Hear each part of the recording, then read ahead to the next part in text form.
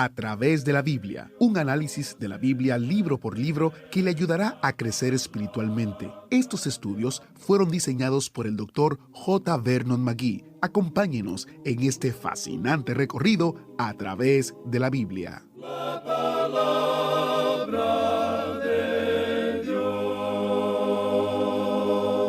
Es el mismo Dios que me salvó a mí y el mismo Dios que le ha salvado a usted. Es el bondadoso, bueno y amante. Ah, querido hermano que nos escucha, cuán maravilloso es nuestro Dios. Esto es uno de los mensajes más importantes de la vida y lo vamos a escuchar en el estudio de hoy. Preparémonos en oración para iniciar. Padre Celestial, cuán maravilloso es tu amor y tu misericordia para con cada uno de nosotros. Te pedimos que uses este tiempo para recordarnos esta verdad y para atraer a otros a esta verdad. En el nombre de Jesús te lo pedimos. Amén. Ahora con nosotros nuestro maestro, Samuel Montoya. En nuestro programa anterior estábamos considerando las diversas guerras o la continua guerra que David tuvo con los filisteos. Y vimos que Isbi-Benob, uno de los gigantes, descendiente de los gigantes, había atacado a David y trató de matarlo. Pero vimos que Abisai llegó en su ayuda y mató al filisteo. Entonces los hombres de David le juraron diciendo que nunca más de allí en adelante saliera con ellos a la batalla, no fuera que apagara la lámpara de Israel.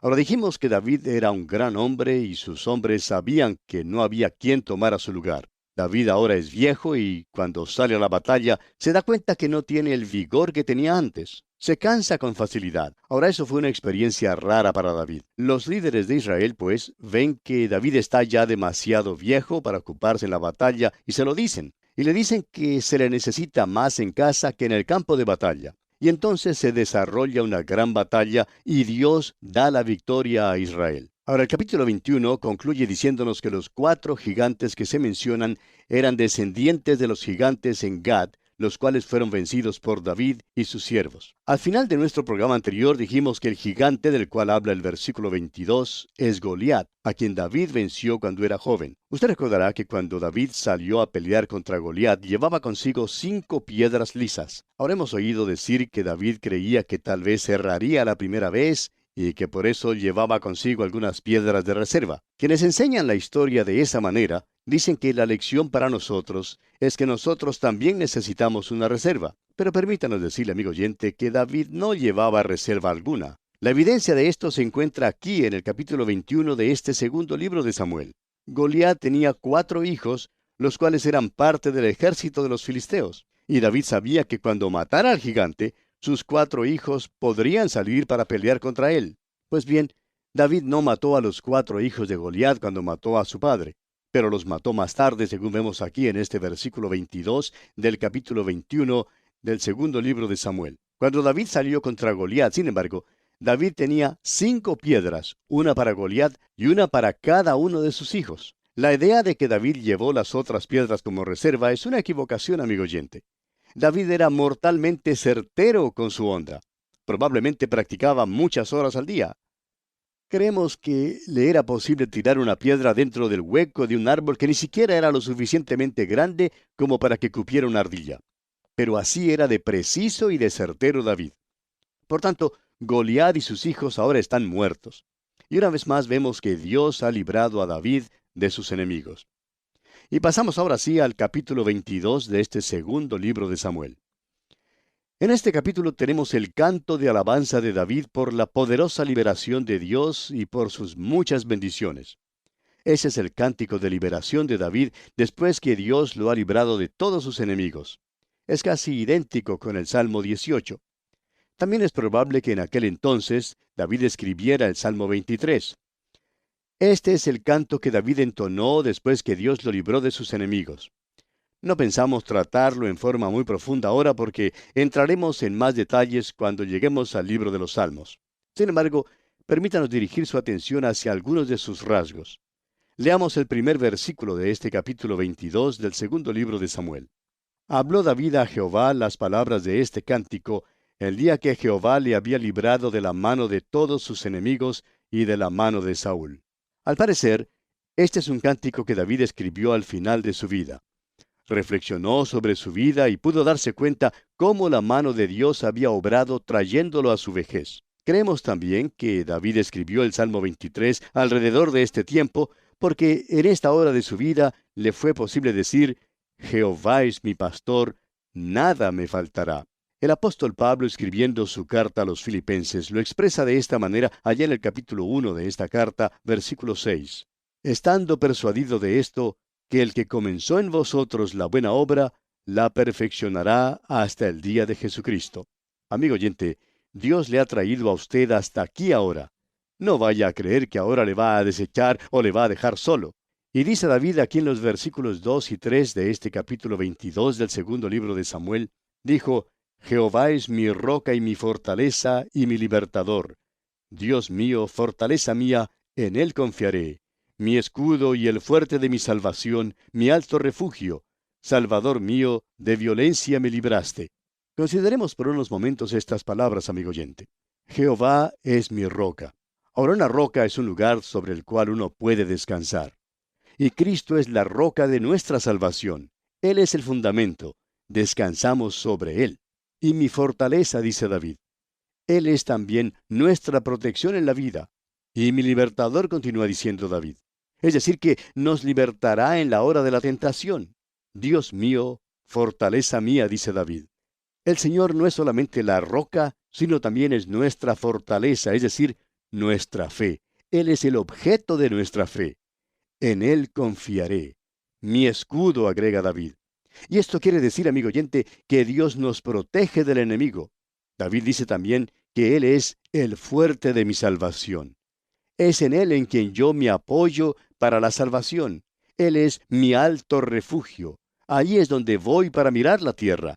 Él es mi visión, mi refugio y mi salvador. Él es el que me libra de la violencia. Vivimos en tiempos cuando no tenemos nada que corresponda a un genio en cuanto a la literatura. No hay ninguna gran visión hoy en día. Todo es manejado por computadoras y por la alta tecnología. Vivimos en una edad científica. Sabemos que 2 más 2 son 4, pero parece que no podemos producir nada que sea realmente original. Lo mejor que una calculadora puede hacer es decirnos que 2 más 2 son 4. No puede decirnos nada en cuanto a nosotros mismos.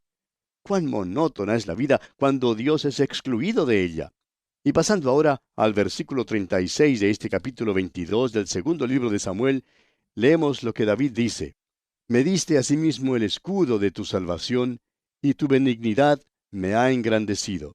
David era un hombre robusto y tosco, era fogoso, pero Dios es benigno, y el amor de David por Dios y su asociación con Dios lo había apaciguado. Había hecho de David un hombre bondadoso. Dice David: y tu benignidad me ha engrandecido. Amigo oyente, necesitamos asociarnos de una manera más estrecha con Dios. ¿Cuánto necesitamos de Dios en esta hora de la historia en que vivimos? Este es un gran salmo, y nuestro estudio de los salmos será algo maravilloso. Los salmos abren el corazón, abren la mente, abren la vida, nos permiten vivir, amigo oyente. Oímos tanto hoy en día en cuanto a las personas que quieren vivir. Tenemos comodidades y toda clase de cosas hoy en día. Muchos se están criando en hogares de afluencia, donde tienen todas las comodidades imaginables. Sin embargo, tenemos el caso de muchos que se apartan de todo eso para vivir una vida extravagante, licenciosa. Dicen que es porque quieren vivir. Amigo oyente, la afluencia de cosas y comodidades materiales de por sí no pueden conducirnos a vivir realmente en forma que satisfaga nuestro espíritu.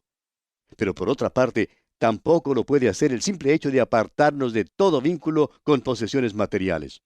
Es solo cuando vivimos correctamente relacionados con Dios que nos es posible vivir en verdad.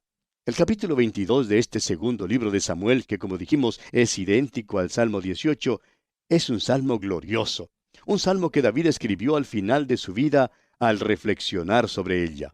Cuando lleguemos al Salmo 23, podremos ver que ese salmo no fue escrito por un joven falto de juicio. Tampoco fue escrito por un universitario que en verdad no sabía de qué se trataba la vida. Tampoco fue escrito por un hombre de edad madura que aspiraba a llegar al apogeo del negocio o de la política. No fue escrito por alguien que quería ser famoso. El Salmo 23, amigo oyente, fue escrito por un viejo rey que reflexionó sobre su vida y que pudo ver la mano de Dios obrando en ella. David era un hombre que había gustado de todo, y la conclusión de David fue lo más maravilloso de todo, y era que Jehová era su pastor y que nada le faltaría. Es maravilloso tener un pastor como Jehová. A propósito, ¿qué clase de pastor tiene usted hoy, amigo oyente? ¿Cómo le va en el mundo? ¿Son difíciles para usted estos días? ¿Está acaso tratando de dilatar su mente, experimentando sensaciones excitantes y bellas mediante las drogas? Hemos estado recibiendo muchas cartas de jóvenes que han experimentado toda clase de placeres y que ahora se han vuelto a Cristo al comprobar que lo que el mundo ofrece nunca les satisfizo, no les hizo felices. Jóvenes como estos se están volviendo a Cristo al estudiar la palabra de Dios y al hallar que la Biblia es un libro que tiene mucho para ellos. La Biblia no es una historia obscena escrita como la literatura moderna por algún pseudo sofisticado que no tiene nada de genio espiritual. Son multitudes los que están hallando una relación personal con Jesucristo mediante la palabra de Dios. Están descubriendo algo muy maravilloso, algo que en realidad vale la pena. David encontró esto también. Y allá en el Salmo 42, versículo 1, expresó lo siguiente: Como el ciervo brama por las corrientes de las aguas, así clama por ti, oh Dios, el alma mía. Bueno, amigo oyente, le prometemos que veremos muchas cosas más realmente maravillosas cuando entremos en nuestro estudio del libro de los Salmos. Por ahora, pasemos al capítulo 23 de este segundo libro de Samuel. En este capítulo, David, en sus últimas palabras, profesa su fe en las promesas de Dios, aún más allá de lo que él mismo haya sentido o experimentado en su propia vida, y contrasta esto con el estado de los malos. Luego, este capítulo termina con una lista de los valientes de David. Estas son las últimas palabras de David. El versículo 5 de este capítulo 23 presenta la esperanza de David. Los valientes de David se nombran. Estos son los hombres que se allegaron a David durante los días de su exclusión.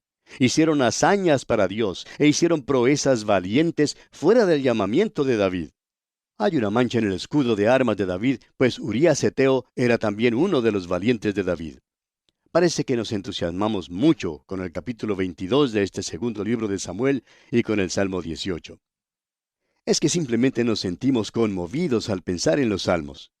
Es que los salmos no son solamente una literatura maravillosa, sino que también abre nuevas vistas para que veamos algo que es más hermoso que la superficie de la luna y más glorioso que una puesta del sol. El libro de los Salmos es una porción de la palabra de Dios, amigo oyente, que causará una viva emoción en cada fibra de su ser. Y David, este personaje que estamos estudiando, fue quien escribió muchos de los Salmos. Le fue posible escribirlos debido a su maravillosa relación con el Dios Todopoderoso. ¿Cuánto necesitamos, amigo oyente, una relación como esa hoy en día? Ahora, en el capítulo 23 de este segundo libro de Samuel, llegamos a las últimas palabras de David. También tenemos una lista de los valientes de David, como ya dijimos.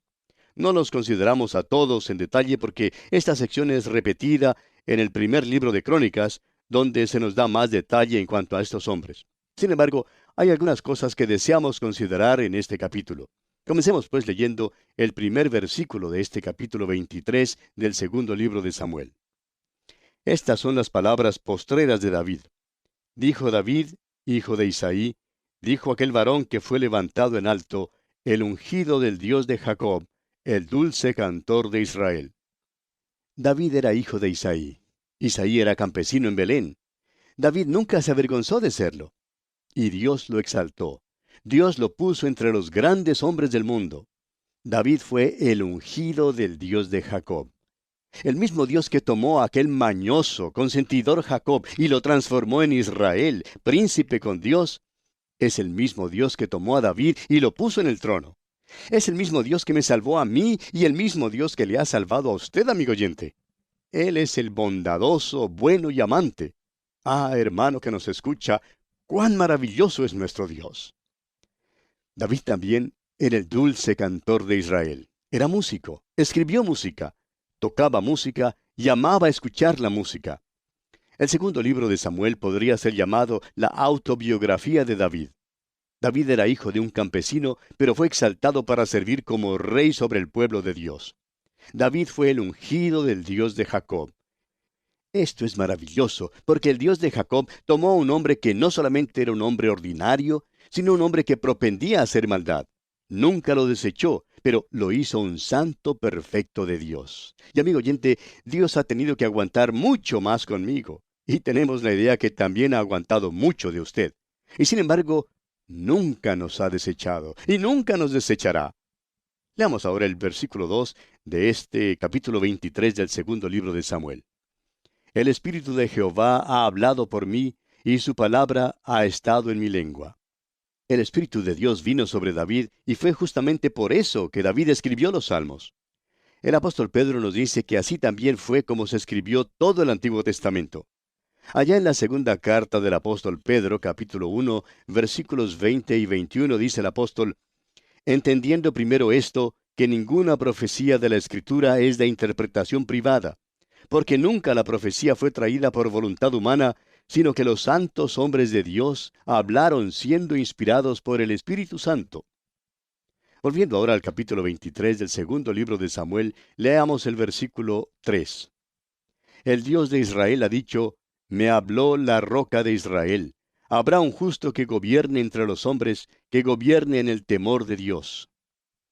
Ojalá pudiera decirse hoy en día que tal o cual nación es una nación cristiana, pero en realidad no hay ninguna que pueda decirse que lo sea. Es obvio que las decisiones que son hechas en nuestros gobiernos hoy en día, haciendo caso omiso del partido que representen, no son hechas en el temor de Dios. Son hechas desde el punto de vista de la popularidad entre los votantes. Por eso no se hace ningún esfuerzo para agradar a Dios en nuestros gobiernos. Todo esfuerzo se hace para agradar a los votantes o a su sector que tenga las riendas del poder. Lo importante, la señal de éxito, es ser elegido. Y créanos, amigo oyente, que hoy en día hay muchos que son engañados. Uno no puede menos que esbozar una sonrisa cuando escucha las conversaciones de algunos hombres que no tienen trabajo debido a cierta decisión tomada por su gobierno. Cada hombre que no tiene trabajo dice: yo voté por este hombre porque prometió votar por este proyecto, pero ahora ha votado en contra. ¿No ha escuchado usted esto también? Todo lo que el político deseaba era ser elegido al puesto. No le importaban los hombres ni el proyecto que les proporcionaría trabajo. Amigo oyente, necesitamos hombres que gobiernen bajo el temor de Dios. Y mientras no haya aquellos que estén dispuestos a hacerlo, tendremos maldad en los gobiernos.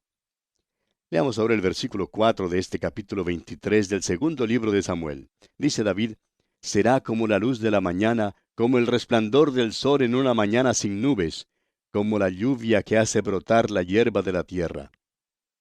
Esta es una de las declaraciones más extraordinarias que David jamás hiciera.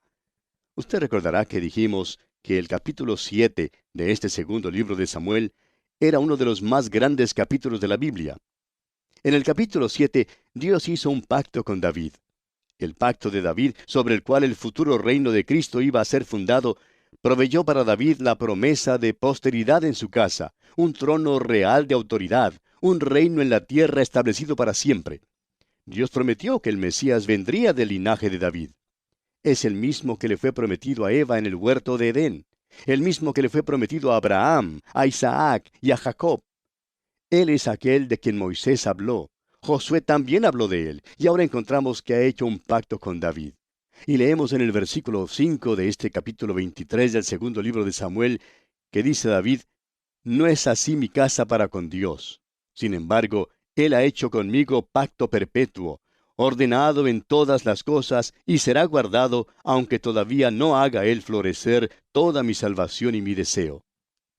Lo que David está diciendo es simplemente lo siguiente: mi casa no es digna de esto, no lo recibimos por mérito propio alguno, no hizo este pacto por lo que yo soy. Si David hubiera recibido lo que merecía, Dios nunca habría hecho un pacto con él. Dios tampoco nos salva a nosotros, amigo oyente, en base a nuestro propio mérito. Y todavía está en vigencia su pacto eterno con David. Dios ha hecho un pacto con nosotros también.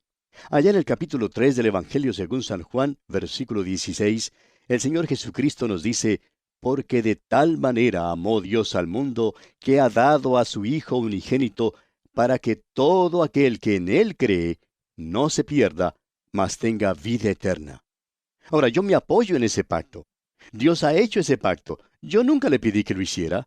Él no lo hizo impulsado por lo que nosotros somos. Él no esperaba que yo le hiciera una sugerencia. Él lo hizo hace más de 2000 años. Dijo, aquí lo tienen. Acéptenlo o rechácenlo. Y amigo oyente, yo lo acepto, me apoyo en eso. David dijo que su pacto fue ordenado en todas las cosas y será guardado. Amigo oyente, se puede contar con Dios. David dice, esto es mi salvación y mi deseo. Pues bien, el pacto de Dios conmigo es mi salvación. Es lo que deseo, amigo oyente. Debe ser el anhelo del corazón de todo creyente, aunque todavía no la haga él florecer. Ahora los versículos 6 y 7 presentan como contraste lo que les aguarda a los impíos, aquellos que toman en poco o no quieren entrar en ningún pacto con Dios. Leamos estos versículos 6 y 7 del capítulo 23 del segundo libro de Samuel. Mas los impíos serán todos ellos como espinos arrancados, los cuales nadie toma con la mano, sino que el que quiere tocarlos se arma de hierro y de asta de lanza, y son del todo quemados en su lugar. Ahora se pasa lista a los valientes de David. Y tal como lo mencionamos antes, no vamos a entrar en un estudio detallado de estos valientes, porque lo haremos en nuestro estudio del capítulo 11 del primer libro de Crónicas. Leamos pues el versículo 8 ahora. Estos son los nombres de los valientes que tuvo David: Joseb Basebet el Tacmonita, principal de los capitanes. Este era Adino, el esnita, que mató a 800 hombres en una ocasión. Usted recordará que estos hombres se allegaron a David durante el tiempo de su exilio, cuando David era acosado por Saúl y había sido expulsado, siendo perseguido cual perdiz, y tuvo que esconderse en las cuevas de la tierra. Fue durante este tiempo que aquellos que se hallaban en apuros se allegaron a David. Eran hombres perseguidos y oprimidos por Saúl, y así vinieron al bando de David. También otros vinieron que eran deudores, que estaban descontentos, y aquellos que estaban con amargura de ánimo. Así también es como usted, amigo oyente, viene a Cristo si es que se da cuenta que se halla en apuros. Muchos oyentes que han venido a Cristo se hallaban en apuros según lo que entendemos por las cartas que nos escriben. Nos cuentan de sus experiencias con el Señor. Vinieron a Cristo con una deuda de pecado y Él canceló esa deuda. Él cancela nuestras deudas de pecado cuando venimos a Él. Amigo oyente, ¿se halla usted en apuros? ¿Está descontento con la vida?